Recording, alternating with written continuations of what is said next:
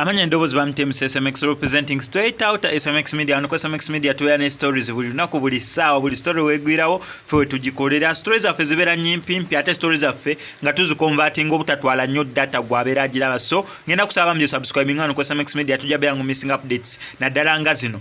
Rema Namakula wamu n'emikwano gye. By the way omu kuba mikwano gya Rema Namakula abaddala ye Evelyn Namulondo nsuubira abasinga mumumanyi naye blogger ngaffe naye abeera nnyo ne Rema. So wengama mbunira omu ku mikwano gya Rema Namakula abasingira ddala Eva Namulondo ku mbaga yaliwo ku kyala yaliwo gende Dubai yaliwo. So tewali omukwano mulagonza tunuulirako ng'oleseeyo Eva Namulondo. Nsuubira ne Amal Musuuza abaana ba Rema nabo abaagala nnyo. So Rema Namakula abadde bagenzeeko out wamu n'emikwano gye Girls Day Out. Yensonga lwaki ku guno omulundi temwalabyeko Dr. Amuza Sebunya. Abantu abamu ne ba ignoringa neno story nze no saji ignorinze naye nga wena basugambye olunaku olweggulo nasibye sirina masannyalaze nga nawo mu Uganda emugimanyi nene waffe gavaako gavuddeko nera yesterday I did on one story naye nagambye mba SMX Media subscribers mba SMX Kings and Queens n'okubeera nga mba updating awadde amasannyalaze tegabaddeko engeri olunaku lwaliro gye galiko n'okubeera nga mba wa recap ku byabaddewo olunaku olweggulo baleme kubeera nga babisubwa.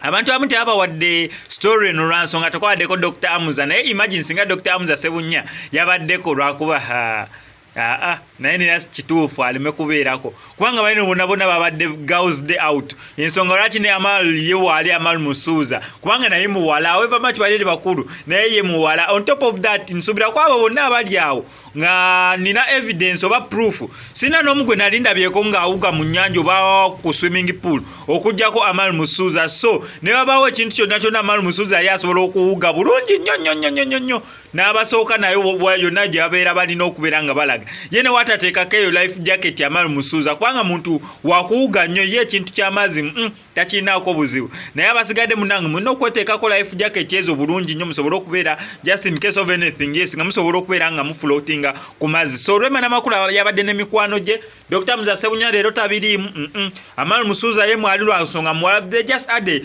Girls Day Out wamu n'emikwano gwabwe Eva Namulondo. So to celebrate their life omanyi abantu abasinga okuteekayo ebya relationship nayagadde ono bagamba life is short bantu baleke beeyagale.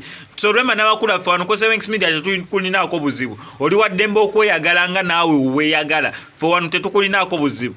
Ensonga ya WhatsApp group ya SMX Media Queens and Kings bannange efuuse ekirala buli omu inboxingira angamba WhatsApp group naye nga WhatsApp group ngenda beera nga ngikola kyessaagala kwekola WhatsApp group eri awo eri dormant nga terina bintu byekola activities. Njagala nze kugenda okukola WhatsApp group nga tulina emiramwa mingi nnyo gye tukwasaganya wano na wali so that nfuna WhatsApp group ngeri active. So mbasuubiza ba SMX Kings and Queens saawa yonna gya beera dropping out enamba tusobole okukola WhatsApp group nga basinga be mujinsaba. Amanyi ndaboozi sigadde nze SMX representing straight out SMX Media. Obeera yagadde story yange gye nkoze kankusaba mbe subscribing like nga to commenting.